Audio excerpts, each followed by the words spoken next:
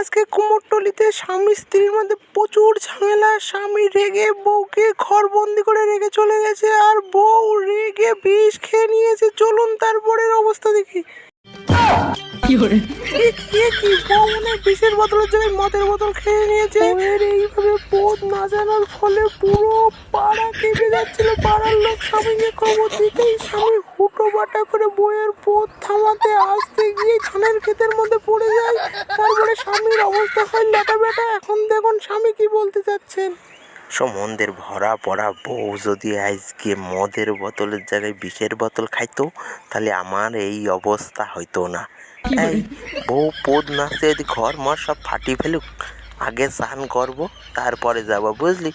চ আর দেরি করে এখানে লাভ নেই। আল্লাহর পোদ নাচানো বন্ধ করতে গিয়ে আমাদের পোদ নেচে গেল।